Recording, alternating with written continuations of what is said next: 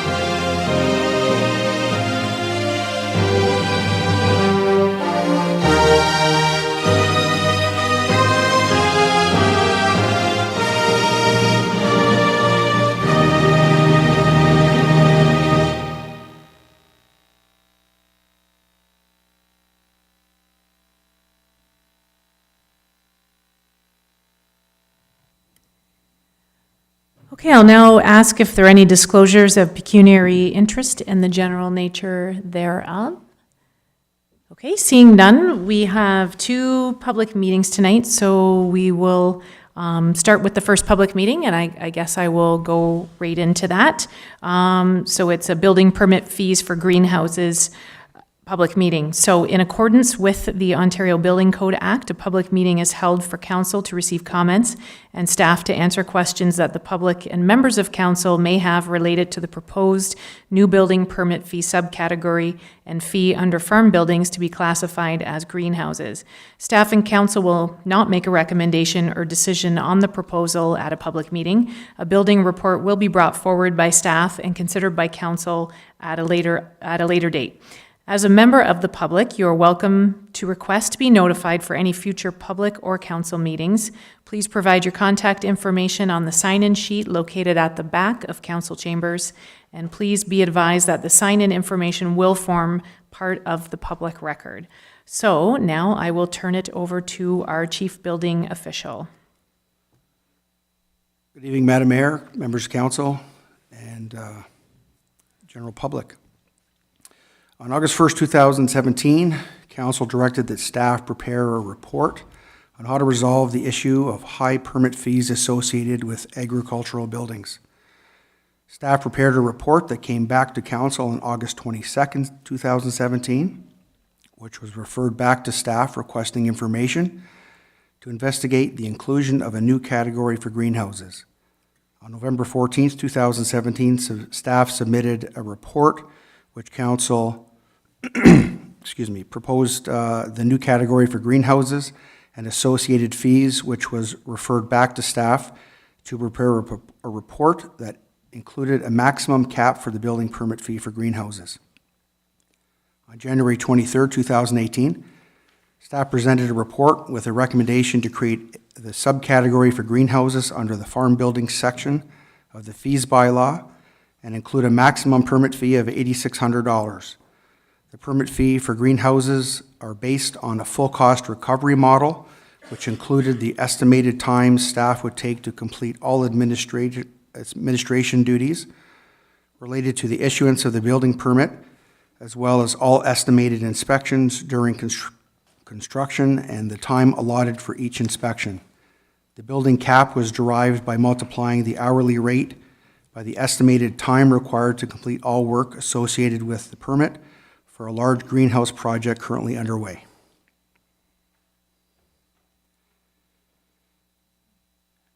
At this point in time, I guess it's if there's any public that wishes to speak.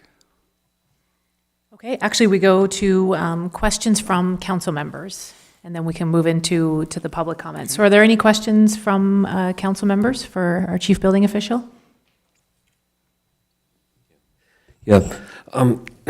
It still seems awfully high. Like, once you do the initial visit and the initial administration, isn't a lot of the ongoing stuff just repetitive?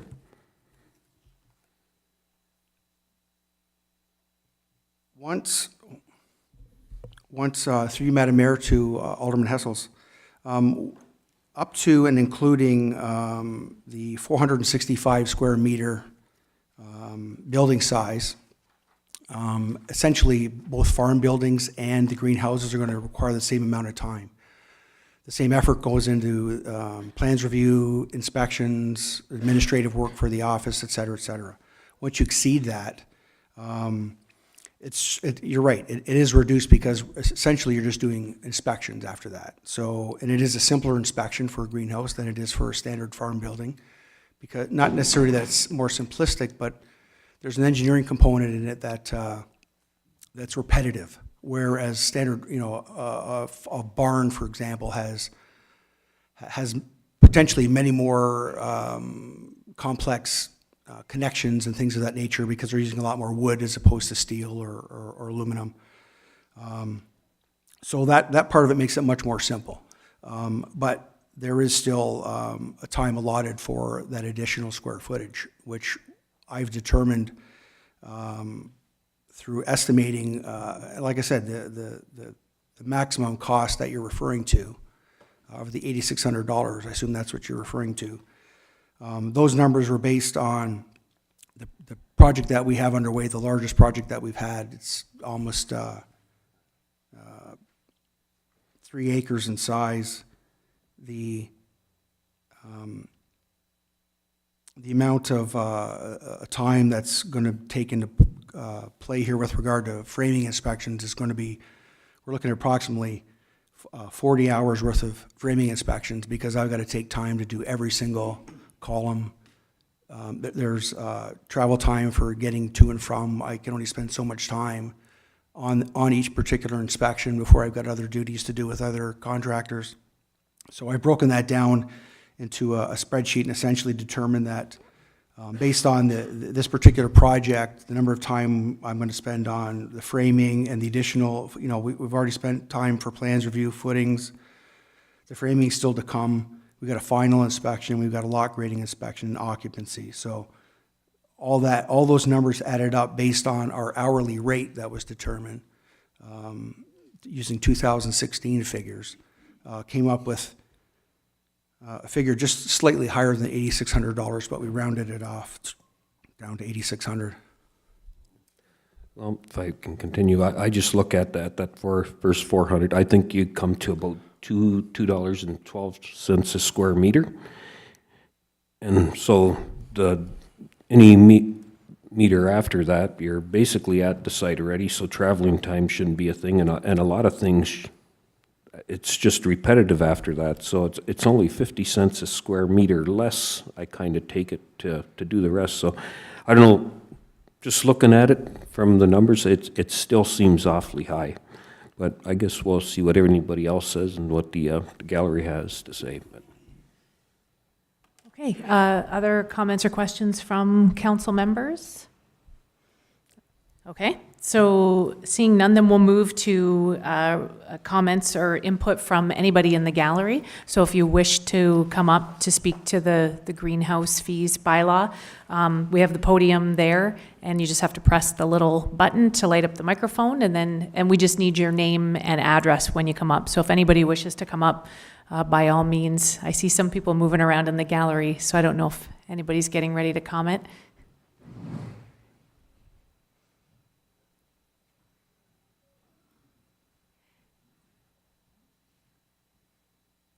Yep, whenever, if we just get your name and address, and then you can It's go. Jeff Newhouse. The address is 342 Hutchinson Road in Lowbanks.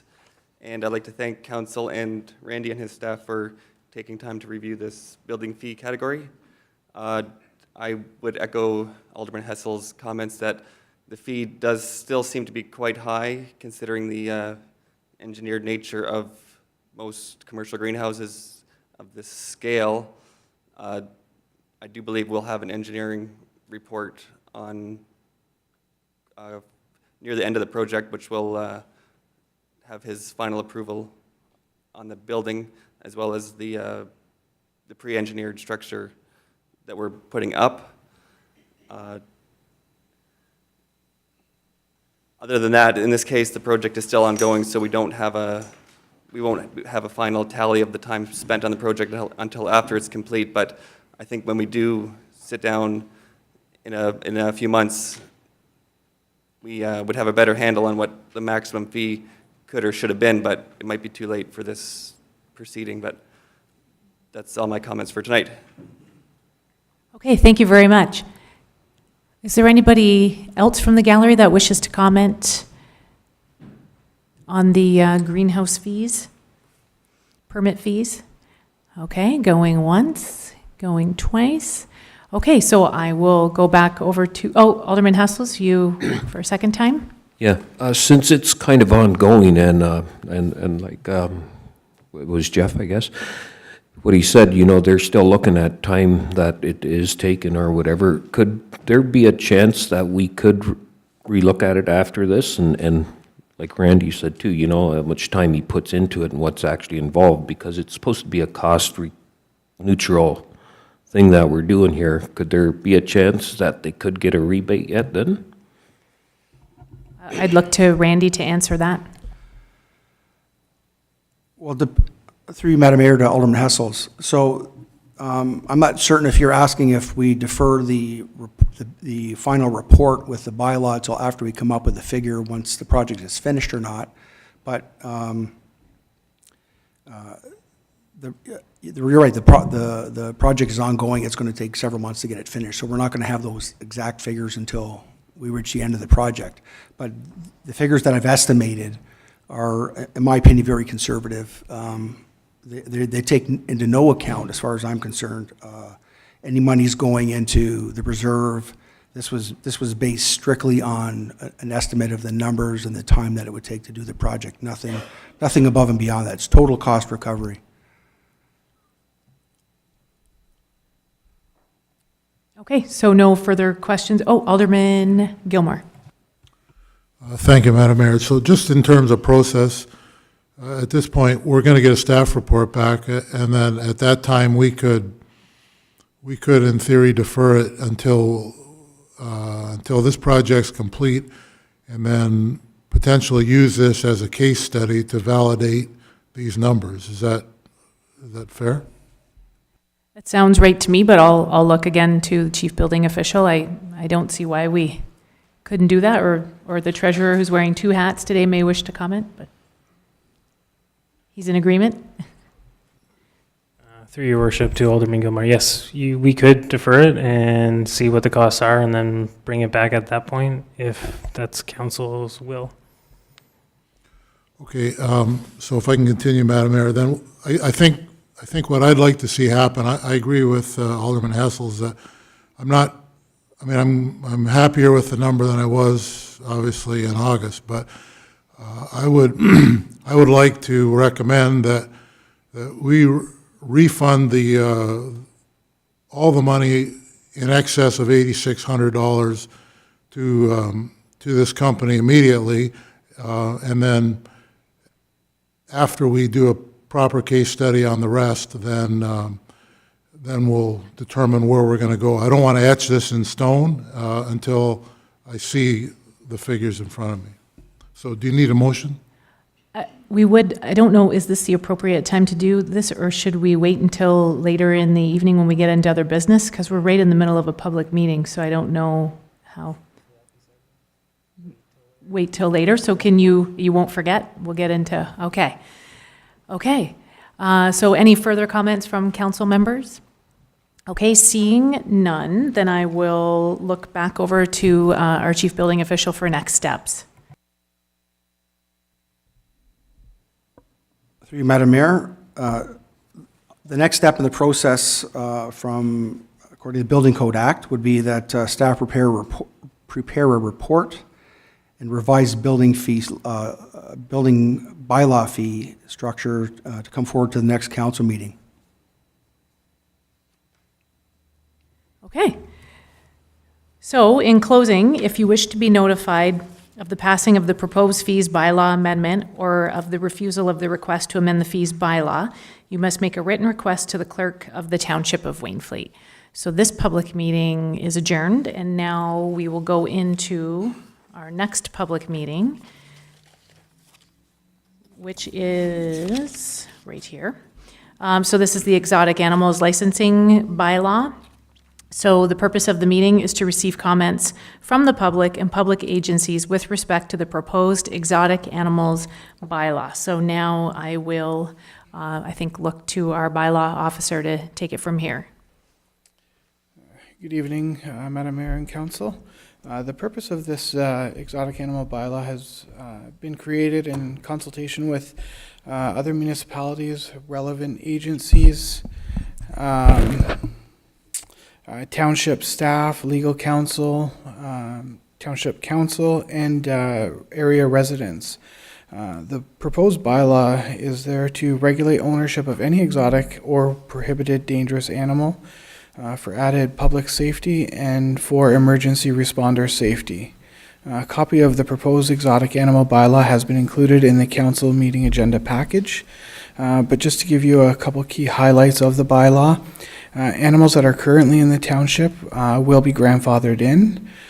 Schedule B of this bylaw, near the back of it, is for exotic animals that will be permitted in the township at any given time.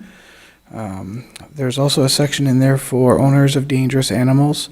There's steps in there that require them to take added safety precautions for the animals and the residents, and enhanced safety protocol for first responders. Okay, thank you for that. So are there any questions from council members? Okay, so are there any questions or comments or anybody who wishes to provide input from the gallery? So sure, you can come right up to the podium. And if the little red light's on, then the podium's right there. Yep. Yep. And can you just give us your name and address? Tiffany Beverly, 50150 Town Line Road in Wainfleet. I did have a chance to briefly email back and forth with our Mark Tardif, but in discussing back and forth quickly the issues that I have in regards to animals for pleasure, not exotics, as far as I'm considering them. I'm talking livestock, I'm talking goats, pigs, that area. I don't believe it has been addressed securely enough in the bylaw that we will not seek, or somebody will not seek repercussions because some of our animals are not native. My fainting goats aren't from Ontario, they're from Tennessee. And that's just part of it. I don't want somebody coming back later and saying, I can't have my goats. I have a whole bunch of money invested in those goats, as with the meat goats that I have also. They're not native here. Some of the questions I have in regards to what it means to me as my animals currently live here, that I have to register them. Did I get that correct? I can get Mark to speak to that. Through you, Madam Mayor, as the resident alluded to, that we were in contact today. This has been, she is not the first one. We had multiple people with this same concern. I have addressed the issue in the bylaw that's going to be the official bylaw that comes forward at the next council meeting. But essentially, in research of other exotic animal bylaws, a goat is a goat. It doesn't matter where it's came from, because every animal was essentially brought in at some point. This resident has informed me that all of her animals have been born here in Canada, and the reason that we're saying native animals are permitted here, or not, if an animal is imported in from another country, we're just worried about disease and stuff being transmitted. But if it was born here, it's fine. It can live off our the food that's made from our soils, and transmission of disease is very limited.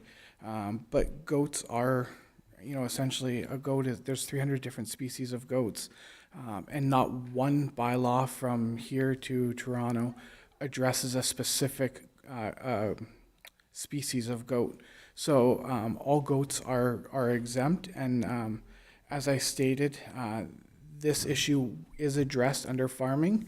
And I can just read that section that will be coming forward at the next council. So under farming, section 3, Section 3.4, no part of this bylaw shall prohibit a person who is a hobby farmer and not a bona fide farmer from owning common domestic farm animals such as dairy cows, sheep, goats, pigs, and other common cattle, provided that animals are purchased or bred in Canada, and owning any of these common animals will not contravene a municipal bylaw. So this new subsection that was added addresses this resident's concern. We don't want to discourage people from having hobby farms, and this addresses that issues. They will be exempt from this bylaw. Okay, thank you very much. I also have a question in regards to, and this may just negate everything that if you've added this in there. In Schedule B, you've asked, did I read that correctly in 5.1 in Schedule B, that we will have to, or who has to register their animals? Are they all the ones in Schedule B?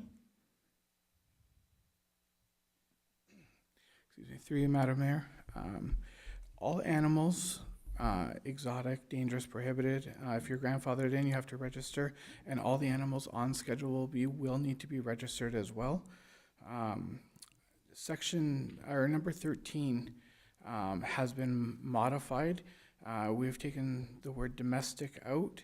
So if you're importing any animals from any other country, those would be considered exotics because they're not from this area, and those would have to be registered. But if your animals, if you have a sheep or a goat and they breed and you have calves, those you do not need to register those. Okay, that answers that part. And then jumping to another topic with running at large, I think that's 4.3.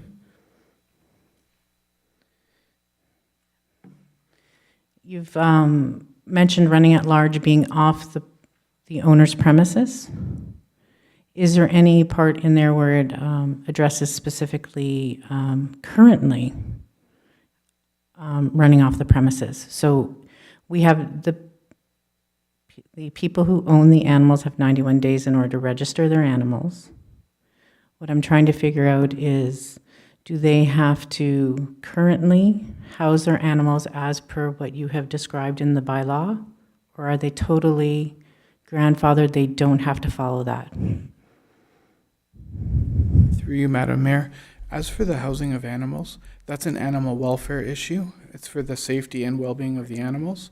That is more of a OSPCA question. Animals, they need to have shelter from harsh weather, inclement weather, sun, and the enclosures have to be compatible for the type of animal that's going to use it. As far as animals at large, if you have an animal, as long as you have control of the animal by tether, leash, or harness, it can be off your property. No animal is permitted to just run freely on anyone's property other than the property that is considered its home. Okay, that makes sense. Will we be able, as a public, to see the amended bylaw published before it is voted on? Through you, Madam Mayor. Absolutely. When it goes to council on the 27th, there'll be an agenda package, and the draft bylaw will be attached to that.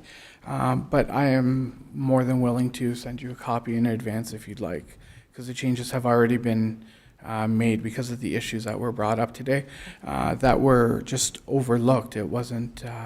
It was nice that people did reach out, so I could make those changes to accommodate, because there was never the intent to regulate that type of animal. Thank you very much.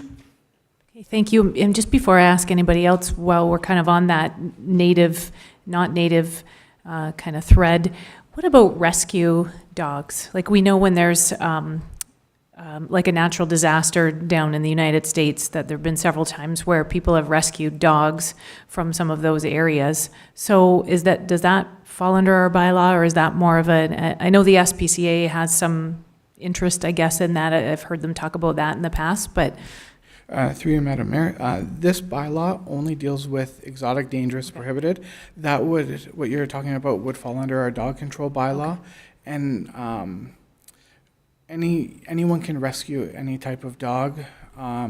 However, any more than 3 dogs per dwelling unit, right, okay. You would need a kennel license. It was for. more, just when we were talking about the native and non-native, it got me thinking about that is becoming more and more of a common thing, but yeah, it wouldn't fall under exotic animals, so, okay, thank you for that. Is there anybody else from the gallery who wishes to come up and speak or ask questions? Sure, come on up to the podium.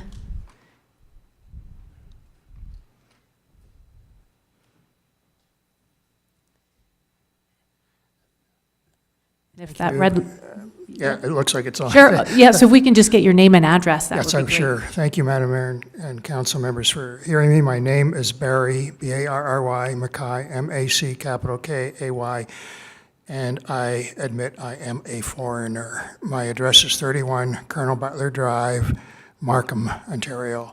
And I'm not down here exclusively for this meeting, but I knew the meeting was taking place, so I'm combining that with another piece of business. I am the Canadian representative, Canadian-born, I have to emphasize because of the name of the organization, of a group called Born Free USA, and my life has been devoted to the fields of conservation, environmentalism, wildlife and trade. I'm a founding member of something called Species Survival Network, and which deals with animals that are prohibited in trade or controlled in trade under the Convention on International Trade in Endangered Species of Flora and Fauna, which really is not particularly relevant here. Just to give you a sense of background, I spent over 40 years dealing actually with the exotic pet issue.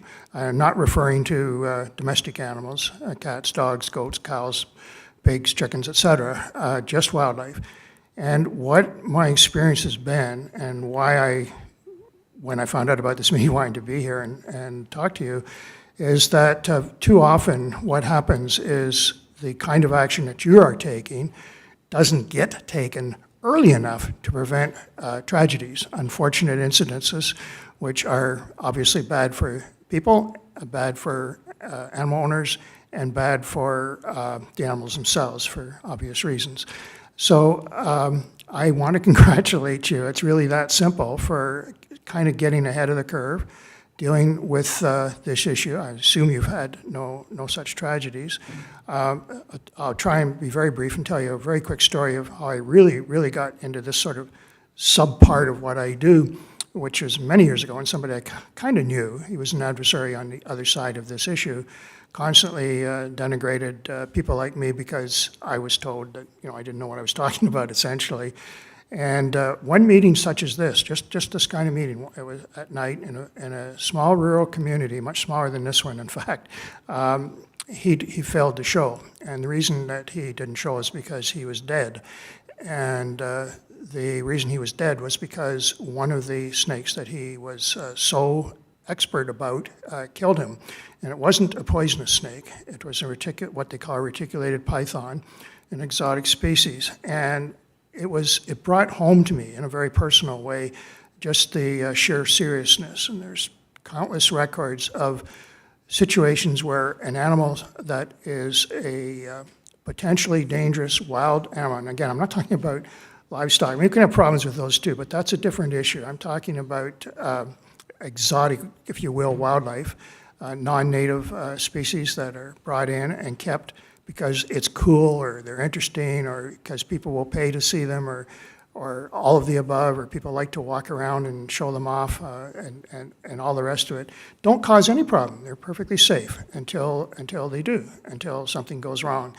And it is best to try and get ahead of it. I'm delighted that the community is doing that. And my colleague, Rob Laidlaw, who's here, and I say colleague, he doesn't work for Born for USA, he's with an organization called Zuchek, will give you some details. He and I looked at the bylaws, and I gave him my advice, but between us, we've had a great many years, he especially, of dealing with just this issue in municipalities right across Canada, large and small, from the biggest to the smallest, and he and I, but mainly he, have just a few tweaks, a few ideas, a few little suggestions, just simply to make it better. Not to hurt the legitimate farmer or hobby farmer, which is a good subcategory that I hadn't thought of, or hurt anybody, the cat and dog owner, anybody like that, but to protect people, to protect, yes, the animals. And in closing, I just want to say that I've heard every single argument in favor of this, but usually they boil down to, well, he just doesn't know what he's talking about. And again, sadly, the facts demonstrate otherwise, and they can be presented. I don't want to take up any more of your time, but I do thank you for this opportunity, and I do congratulate you. I don't mean that in a condescending manner. I sincerely congratulate you. Good work, well done. Thank you. Okay, thank you for those comments. And I think, so your colleague was going to come up and present to us as well. And your name and address? Yes, my name's Rob Laidlaw, and I too am a foreigner. I'm actually from, my address is 19 Rednor Road in East York, which is part of the city of Toronto. I'm down here because normally when these types of bylaws are deliberated, whether they're in large or small municipalities, pretty much anywhere in Canada, my office is called, and we've been involved in probably 200 or 300 of them over the last 25 years. As Mr. Mackay said, I really want to congratulate the municipality on taking a step to actually pass a bylaw proactively, and I want to congratulate staff because I've gone through the bylaw, and I think there are some very, very good elements to this. However, there are a few things that do require clarification. There are a few mistakes in there, which are completely understandable because most of the people who are drafting these bylaws don't have that biological knowledge or that taxonomic knowledge that allow them to properly fit every animal into every category. So, you know, the mistakes and the areas that require clarification are quite understandable, and most of them are quite minor. But I did want to mention just a couple of points, because I will submit all the minor points to staff for consideration, those things that require clarification or outright mistakes that just can be easily corrected. But I did want to mention to you here tonight just a few points that I think are a little bit more significant that you may want to consider. Number one is that throughout the bylaw, the responsibility for inspecting and making decisions about what's appropriate within your municipality in terms of animal keeping and safety is delegated almost exclusively, if I read the bylaw, draft bylaw correctly, to the society, which I understand is the Ontario Society for the Prevention of Cruelty to Animals. Well, I would strongly suggest, as many other municipalities have done, to maintain that, but to also add that the option of a relevant official or designate of Wainfleet Township having that ability as well, so that it's not solely invested in the Ontario SPCA. There's a lot of talk now about whether the Ontario SPCA will actually retain in the future enforcement powers for the act that bears their name. It may switch, and there's a lot of talk both at a governmental level and at an NGO level about that. So it may be in the future that changes. If you put in the option of having that relevant official or designate of Wainfleet Township, then that gives you an option should that eventuality occur. The next thing I noticed about the bylaw that I thought was quite significant is that there's certainly an emphasis on safety, but there wasn't a lot of specifics about safety. So there is a clause within the Ontario SPCA Act that I think would be very relevant in this situation. And there's nothing that prevents you, just because it's in the Act, incorporating it into your bylaw. And I think it clarifies for people who keep animals, for people who are enforcing, and for anyone who's involved in the policy-making arena in this regard. And I'll just read you the clause. It's very simple. And that clause is, and I think it should be put under for prohibited animals and exotic animals. And it complements the other safety aspects. So I would suggest putting this in as item G. A pen or other enclosed structure or area for animal is designed, constructed, and locked or otherwise secured to prevent A, interaction with people that may be unsafe or inappropriate for the wildlife, B, animals escaping by climbing, jumping, digging, burrowing, or any other means, and C, that discourages other animals and people, other than people who are required to enter the enclosure as part of their duties, from entering the animal area. That just clarifies it, I think, quite a bit more substantially than what is currently there. But like I said, it complements what is already there. And as I also said, it's already codified in the Ontario SPCA Act, but there's nothing that prevents you from putting that into your bylaw for clarification purposes. I wanted to make just a few comments that I think were largely due to this fact that people in municipalities drafting these bylaws don't have that biological knowledge or that taxonomic knowledge with regard to the two lists. And I have to say, I was really surprised to see this prohibited animals list, which was what most municipalities go with across the country, and then an exotic animal list for regulation, because what most municipalities do right across the board is when they bring these bylaws in, as long as there's no imminent safety danger to people, they just grandfather the other animals. I actually have never seen a municipality that had prohibited animals and then these other lists, the exotic animals that are regulated. Of course, that's your prerogative to do that, but I've just never seen it and thought it was a cumbersome way of doing things. But having said that, let me just tell you a few things that I thought were a bit overlooked. First, on Schedule A, I thought there were three significant categories that were not in there that you see almost ubiquitously across the country in other bylaws when you're looking at prohibited or dangerous animals lists. Number one, and let me just say that virtually any animal outside of a Komodo dragon and a panda bear is available on the private market. So any of these animals that I mentioned in these categories are available for private people to purchase, and Ontario has no provincial regulation with regard to exotic. So anybody can go out and pretty much acquire anything, unlike in BC or New Brunswick or PEI where that's not allowed. So the three things that I thought really needed to be mentioned that are ubiquitously entrenched in other similar laws are all hyenidae, that's the hyenas. And believe it or not, you can buy hyenas. They're potentially dangerous animals. Well, they should be included. And it was probably just an oversight that it wasn't, because that's just a normal one. The second one was the category Mastilidae, and that's the otters, the wolverines, the badgers, the skunks, the martens, all of these carnivorous kinds of animals that are, to a lot of people, seem somewhat weasel-like, and many of them certainly are. But that's one that's usually seen by municipalities as holding a group of animals that you don't want people owning as pets, because they do pose potential levels of danger.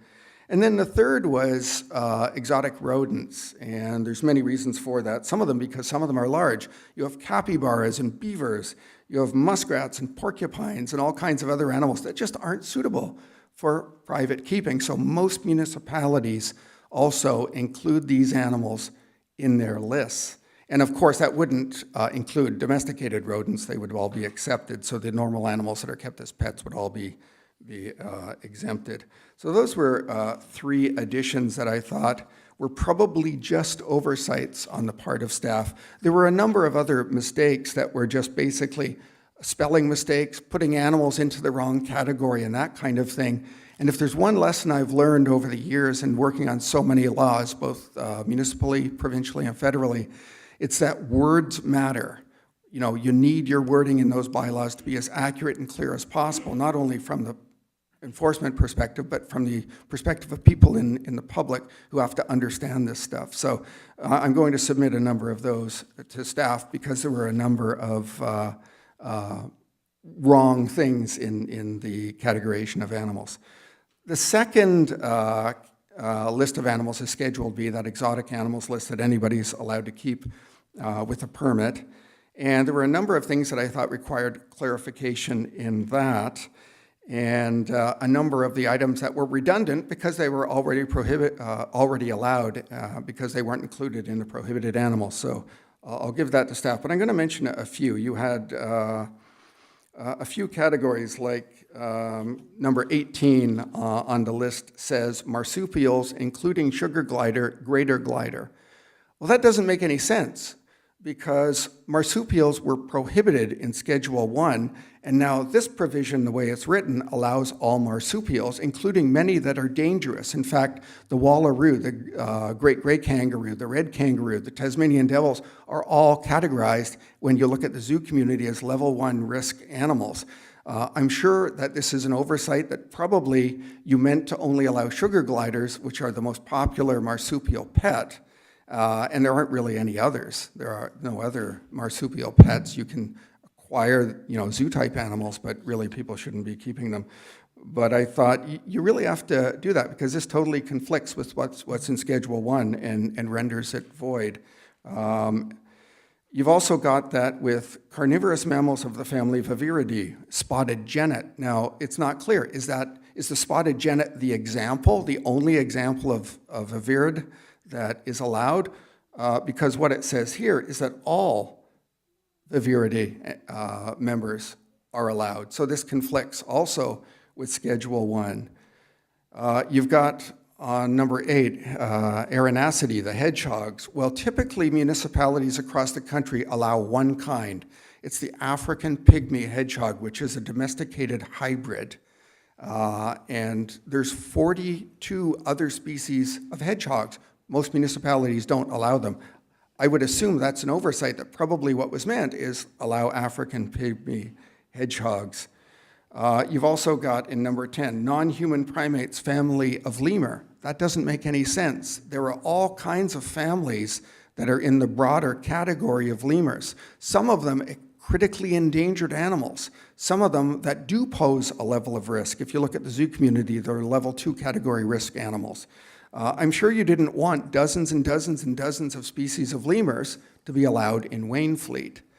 There were a number of things like this that really do need to be corrected because I have to believe, even if this list was only focused on physical safety, meaning bites and lacerations and other types of trauma, and didn't consider all of the disease risks that animals pose, like sloths or some of the reptiles.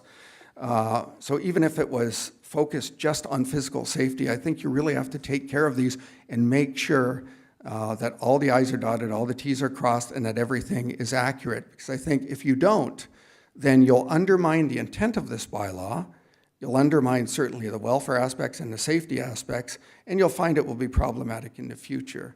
So those are just a few of the points, and it'd probably take half an hour for me to go through all of them. But those are just a few of the points. I think that if you clean it up a lot, that you'll have a very good, very strong bylaw. And like I said, I'll submit all of these comments in detail to staff. Thank you. Okay, thank you for those comments. Anybody else from the gallery who wishes to make comment or ask questions?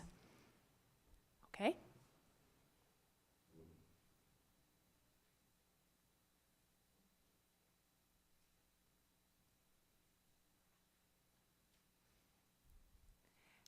Hi, Kirsten Matson, 510 25 Deeks Road South.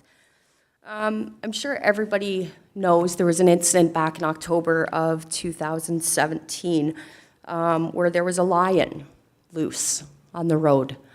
It was reported in the Welland Tribune the next day, and the owner was quoted as saying, "We have a different outlook. We don't like to keep our animals caged.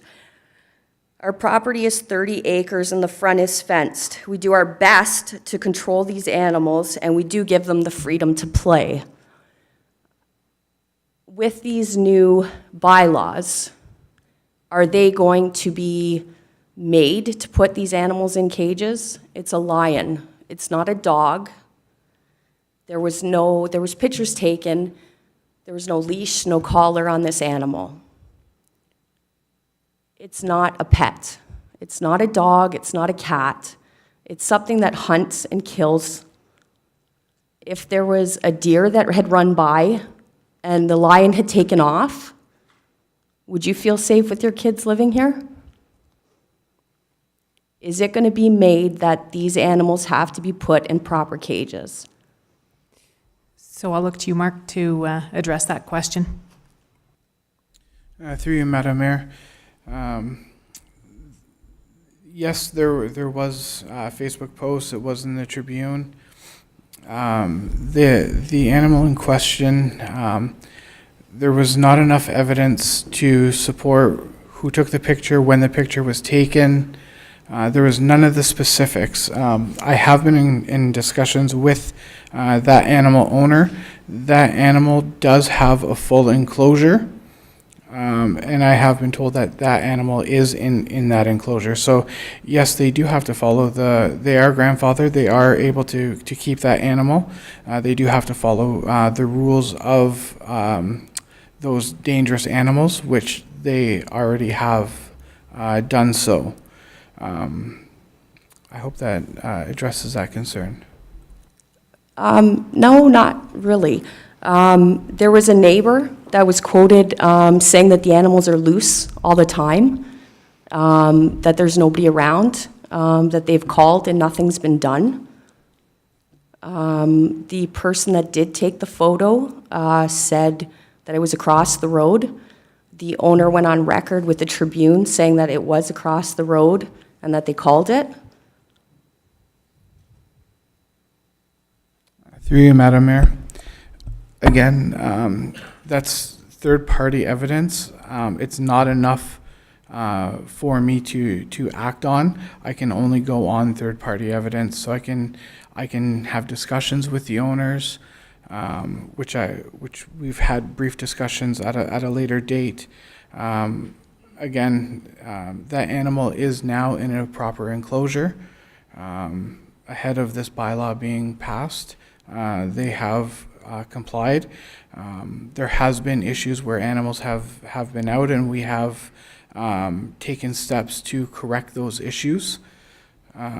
Fencing has been installed around a lot of the property, not the entire property, but a lot of the property. Fencing has been installed, and proper gates and enclosures for some of the animals that were escaping have been now installed. So as of last year, we have not had any animals run at large from that property. So in discussions with them and taking corrective steps, we have addressed these concerns. So what happens now if this passes, that one of the animals is caught off property? Through you, Madam Mayor, then they face seizure of the animal, legal court charges. The bylaw is spelled out that no animal is permitted to run at large. So, as per any of our other municipal bylaws, there are consequences and repercussions for those types of actions if they happen. And what's the consequence if somebody's child gets hurt or somebody's family dog?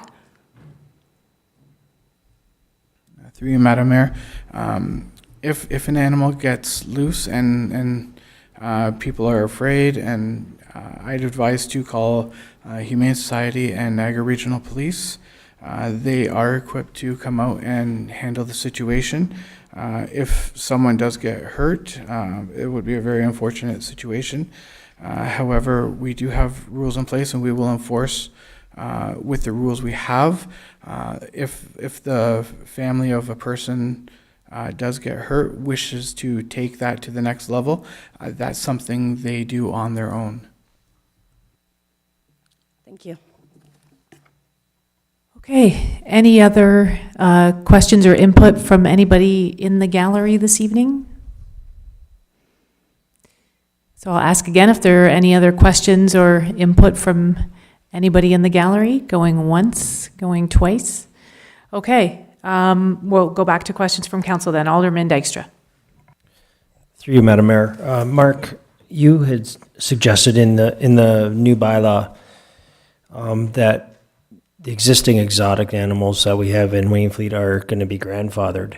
How do you suggest you'll do that inventory, or how do we know it's going to be, how do we know people are going to comply, and how are we going to know what's already here?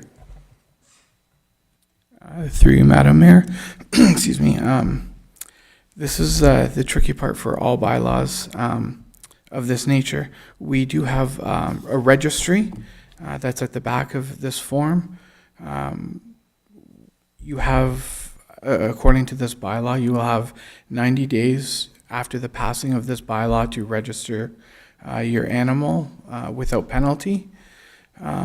If something happens and we do get called out on a complaint, and we find out that you do have an animal in contravention of the bylaw, if you're between 91 days and 365 days of the passing of the bylaw, then you're still permitted to keep the animal. However, court charges or fines might be levied against you.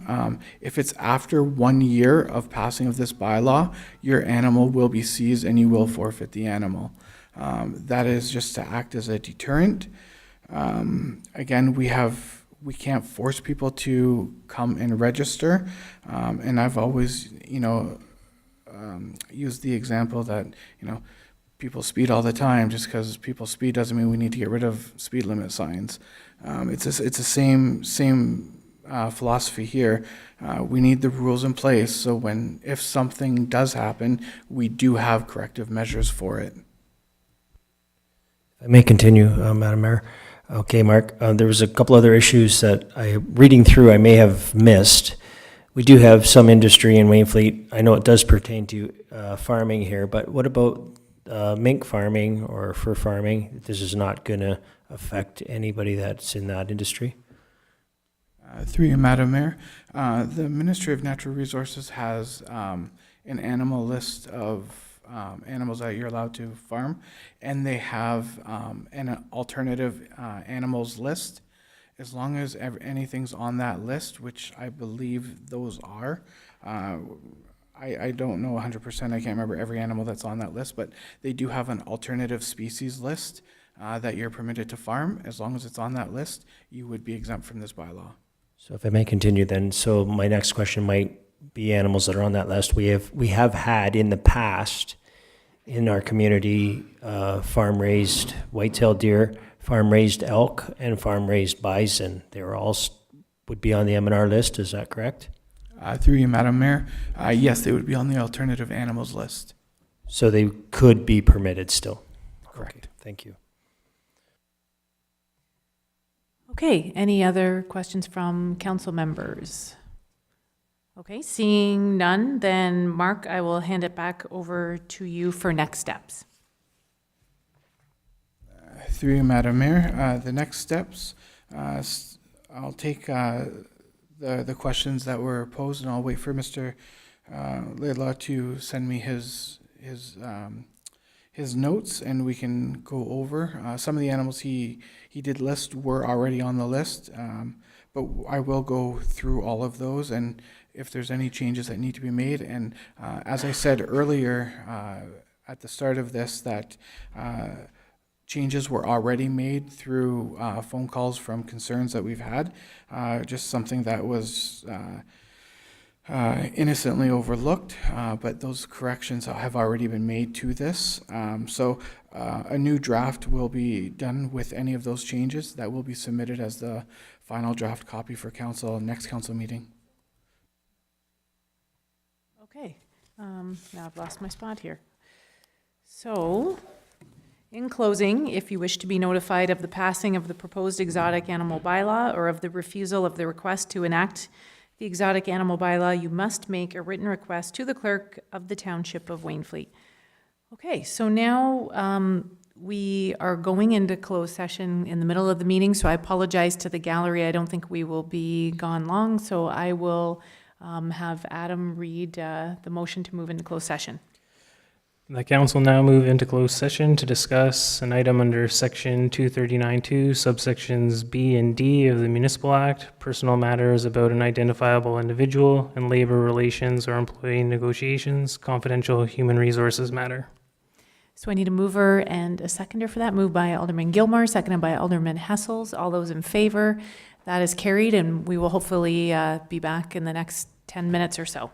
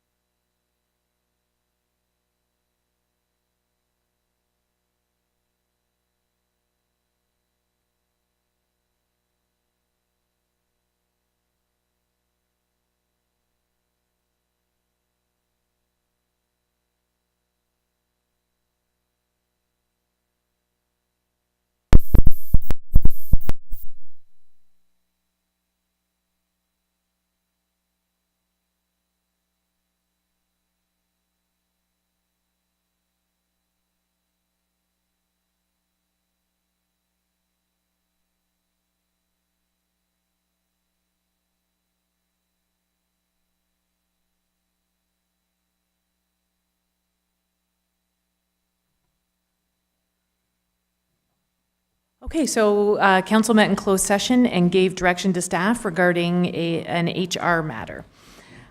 So now we will move into my mayor's remarks. So quickly, Lee and I continue to do our site visits to our local businesses, and we met with Rustic Restorations on February 5th, so it's I think about a week ago now, and got to see what they did and hear from them. So and we're continuing on with those businesses. We've got quite a few more scheduled in the upcoming weeks. And I wanted to thank those who attended the Port Cares Pancake Brunch last week. I was able to participate in that again and help. I was the whipped cream distributor, and not many people wanted whipped cream. So I think next year I want to go back to pancakes and bacon. But there were a lot of people in attendance, including some township staff that came out and supported. So I really, really appreciate that. And on Saturday, I had the pleasure of being a guest conductor for Chorus Niagara at the Seaway Mall, and I was a little bit nervous about it, but you know, it was a lot of fun, and they were a great chorus because I was horrible. I didn't know how to conduct, and so I was up there just doing the same thing over and over again, and they were singing, and they were as they were singing, they were smiling, like encouraging me because they knew I was so awkward up there. So they're a really great group of people and very, very talented, and I ended up staying for about another half an hour, 40 minutes, and listening to them perform, and they were really great. So it was a good experience, and I was Liz Palmieri, who used to be part of the Niagara Community Foundation, had invited me, and so it was a pleasure to attend that. And this past weekend, there was the Mayor's Cup Invitational Hockey Tournament over at the Vale Center in Port Colborne. So we did have a team representing the township, and I was able to catch one of their games, and they took the Mayor's Cup home. So congratulations to them. I thought that was fantastic.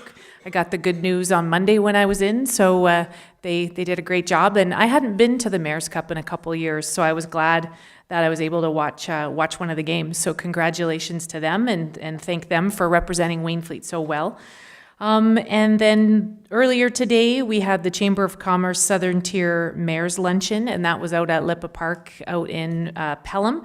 And so it was a packed house, like it always was, and we had Chief Smith attend, so it was good to have somebody from the township there with me, and he got a lot of attention, because as we know, he comes from Niagara Falls, so I acknowledged him, and I had Mayor Diodati sitting beside me, so then that was all it took. Then Mayor Diodati wanted to tell stories about songs he would sing to you about the key. Yeah, I know. So poor Chief, it was just all about the Chief for like a good 2-3 minutes, and I don't think he expected that, but he was a great sport.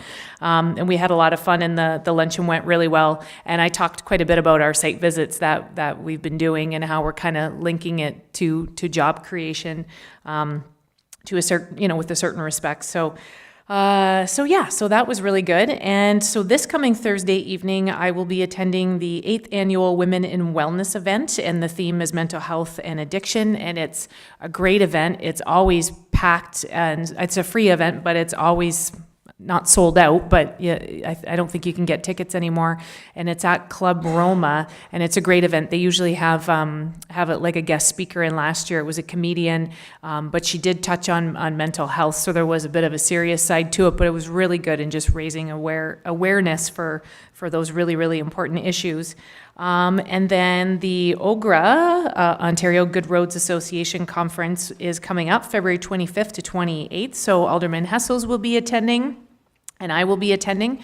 So I am looking forward to and Richard Nan, there he is, will be attending. So we'll check out all the vendors at the trade show, and then we'll be going to the different seminars that they have, and then we'll have some of the provincial elected officials there. So it should be a good conference. And the next MPCA board meeting is February 28th. And then that evening, I will be attending the Black Tie Monopoly event at the Seaway Mall in support of the United Way. Regional Council will meet again on March 1st, and the SWIFT board will meet on March 2nd. And our next regular meeting of council will be on Tuesday, March 6th. So that is it for my mayor's remarks. So I will look to Adam for the adoption of the minutes. That the minutes of the regular meeting of council held on January 23rd, 2018 be adopted as circulated. Mover and a seconder for the minutes, moved by Alderman Gilmore and seconded by Alderman Hessels. Any errors or omissions or discrepancies? Okay, seeing none, I'll call the question. All those in favor, and that is carried. And then now we'll go into our building report. The building staff report BSR 003 2018 regarding monthly statistical report and the recommendations contained therein be adopted as circulated. A mover and a seconder, moved by Alderman Dykstra, seconded by Alderman Gilmore. Any questions or comments on this report? Okay, seeing none, I'll call the question. All those in favor, and that's carried. And then our second and last report. The bylaw enforcement staff report BSR 003 2018 regarding animals at large bylaw and the recommendations contained therein be adopted as circulated. Mover and a seconder for that report, moved by Alderman Gilmore, seconded by Alderman Dykstra. Any questions or discussion on this one? Okay, seeing none, I'll call the question. All those in favor, and that is carried. So now we will go into correspondence. So it looks like we have 5 that we need to address. So we can just go through them in order. So A, number 34, regarding the donation in support of heart and stroke. So I don't know who wants to address this, if we want to make a motion to support or receive.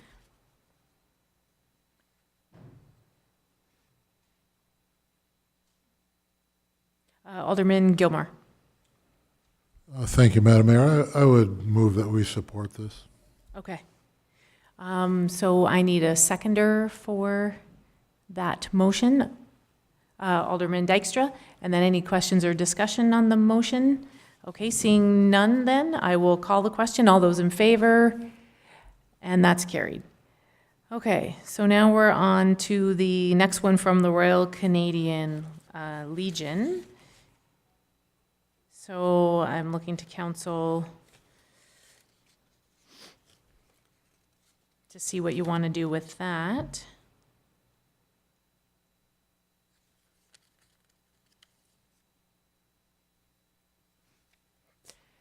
Alderman Hessels.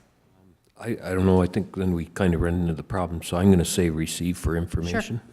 Okay, can I get a seconder for that? Seconded by Alderman Dykstra. So I will call the question. All those in favor, and that's carried. And so now we're on to the next one, number 36. So I don't know if we want to support this one or if we want to receive it for information. Alderman Hessels. Yeah, I don't know if staff can just give us a little, I'm thinking, I'm leaning to supporting it, but I just. Sure, I don't know who, if it would be Sarah who would speak to this.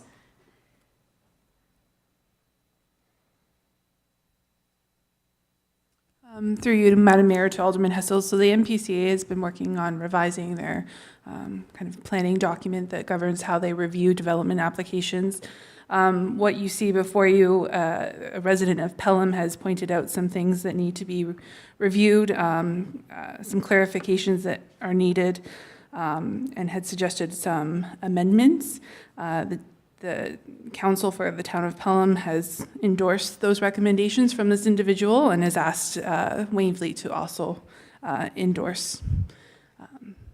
I don't have the living landscape document in front of me, but their previous policy was quite outdated, so they've done extensive consultation to update that. And again, it pertains to development reviews for NPCA regulated features. I'll make the motion, we support it. Sure. Okay, so a seconder for that, Alderman Gilmore. So if there isn't any further discussion, I will call the question. All those in favor, and that's carried. Okay, 2 more. So we have D, number 37, regarding the Plowmen's Association. And Alderman Hessels, did you, Alderman Dykstra, you had?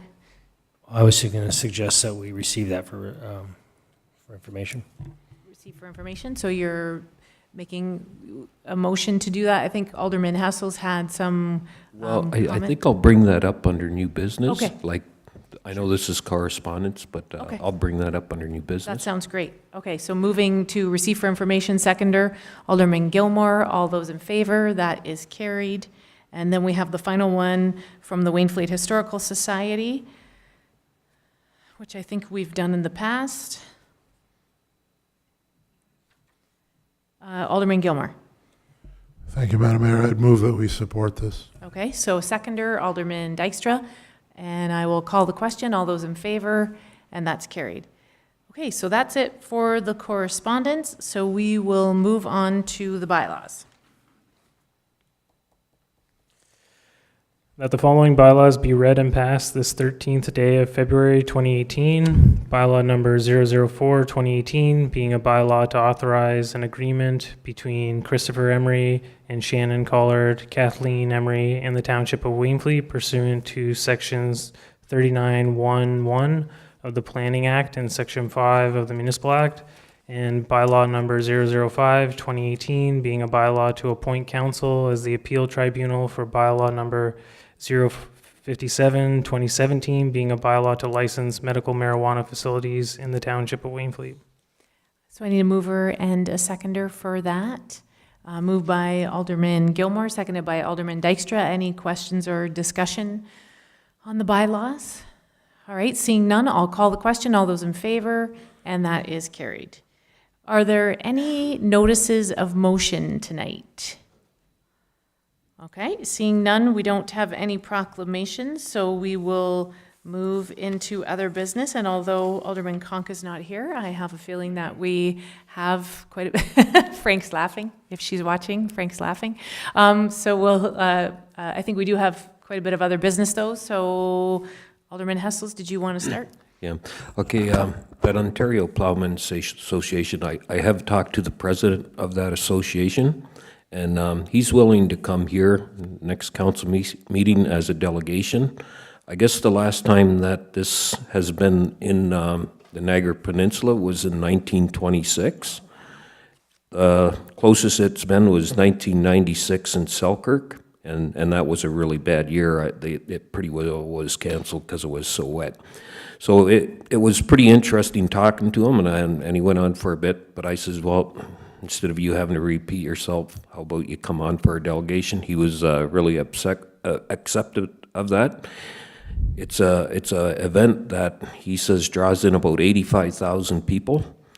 It in all it takes about 1,000 acres, so it's not going to be an easy task, and I think you'd have to almost plan 5 years ahead because farmers will have to crop rotate and kind of get things ready for this. And I guess trying to see how we can get people in the community if there is a real interest for it. And I think it should really be pushed on the region, I believe, because the region's gonna benefit more than Wainfleet. If we host it, the region's gonna be the big one benefiting, like accommodations and you know, you got Niagara Falls, they're gonna come like 85,000, probably in the Niagara, you'd probably even get over 100,000 because you got Hamilton, you got all St. Catharines.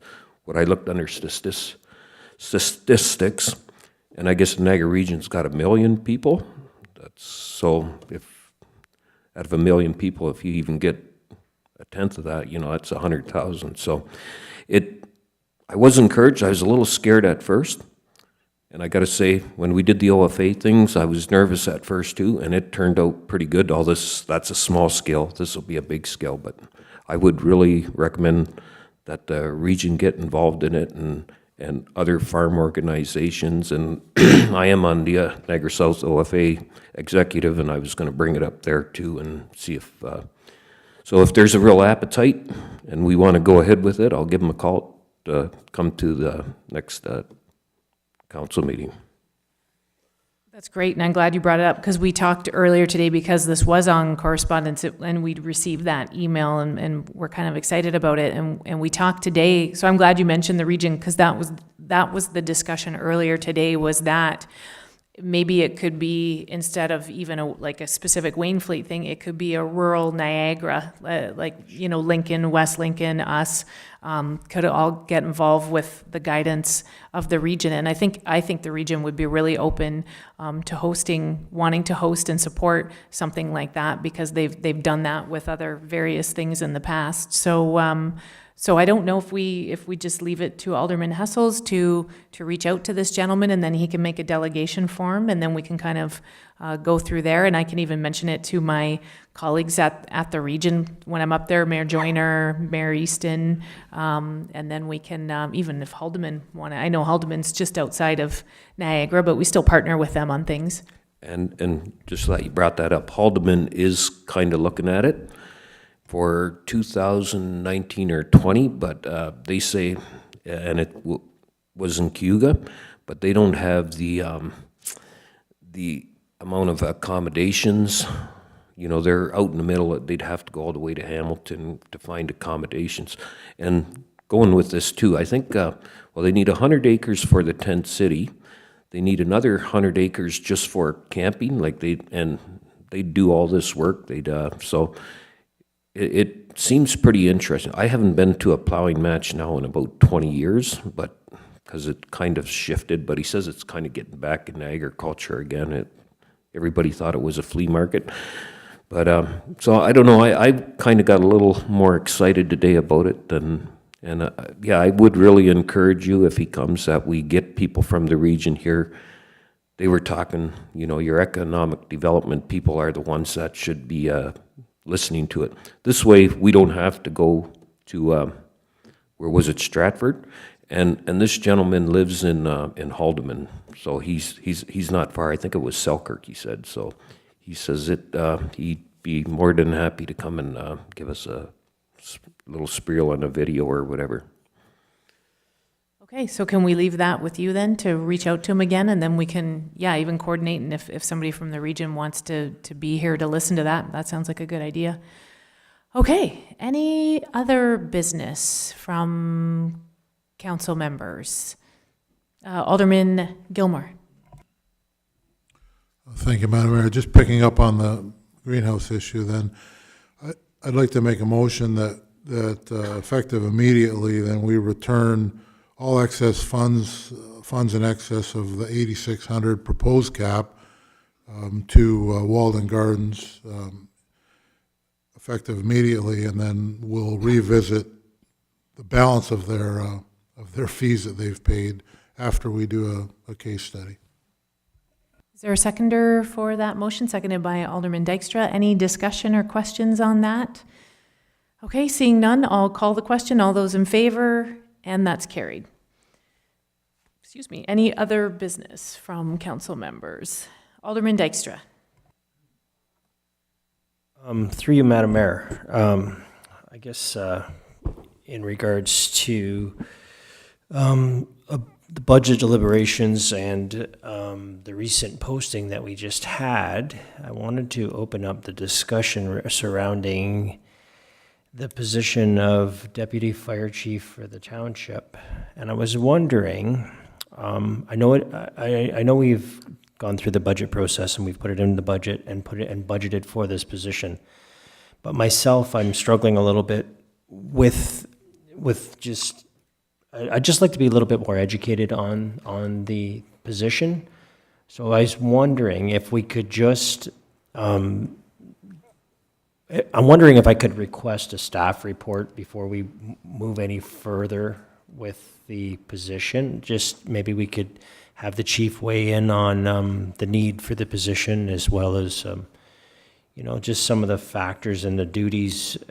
I do understand it's a two-part position with fire prevention and deputy chief. So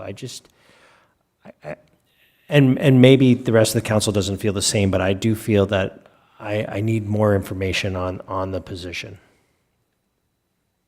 Okay, so you're requesting a staff report. So you're making that motion. I am making that as a motion. So is there a seconder for that? Alderman Hessels. So any discussion or questions or clarification for staff? Chief, did you have a question or comment? Yes, thank you, Madam Mayor. We just would like to know whether or not, I mean, we're in a process right now where we put the posting out, the posting is closed, so we'll just hold on from any further action, write the report until we get further direction from council. Is that correct? Is that what you're? Yes, that's what I'm asking.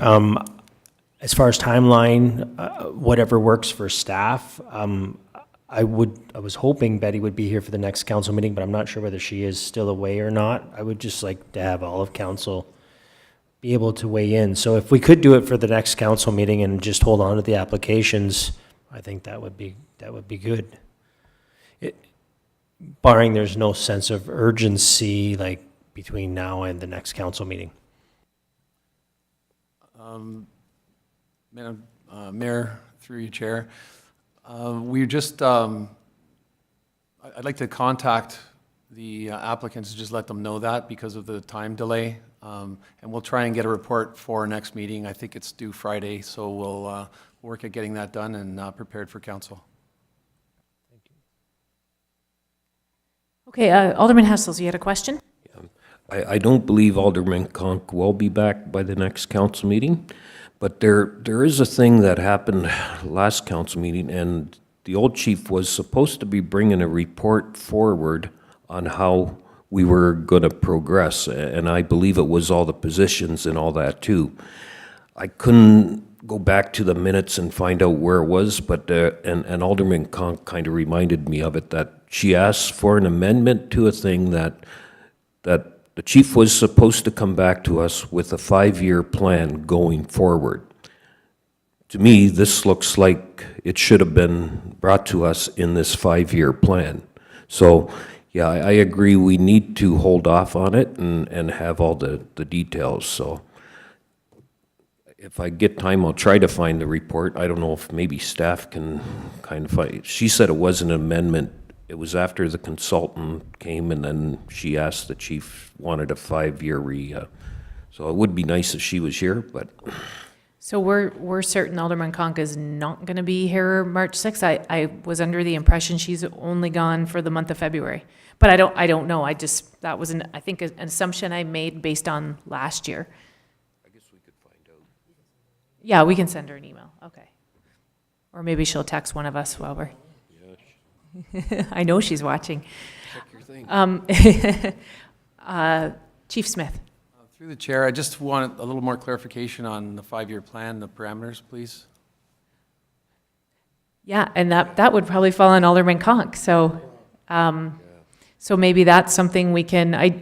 She did talk about that and requested kind of a plan, but I honestly, off the top of my head, don't remember the specifics of what she was looking for, unless Alderman Hessels can. Yeah, I can't remember either, but if we can go back into one of our council meetings and find the minutes and see what it was. But I think a 5-year plan was, how are we going to go forward with the fire department? And I would say this is a big step going forward, putting a new position in there. So I would think for sure that would have had to be included in the 5-year plan. Okay, so we've got a motion on the floor to request a staff report to come back for the March 6th council meeting, just with more information about the position of deputy chief / fire prevention officer. And the chief is then going to put those applicants on hold and notify them that there's a bit of a delay. So we're all good with that? Okay, so I will call the question on that. All those in favor? And that's carried. Okay, do we have any other business? Okay, seeing none, I think that's it. So I'll look to the clerk / treasurer / many other things, good things that help us in the township, to read the bylaw to confirm the proceeding of council. That bylaw number 006/2018 being a bylaw to adopt, ratify, and confirm the actions of the council at its regular meeting held on the 13th day of February be read and passed this 13th day of February 2018. A mover and a seconder for that. Moved by Alderman Hessel, seconded by Alderman Dykstra. All those in favor, that is carried. I need a motion to adjourn. Moved by Alderman Gilmore, seconded by Alderman Hessels. All those in favor, and that is carried.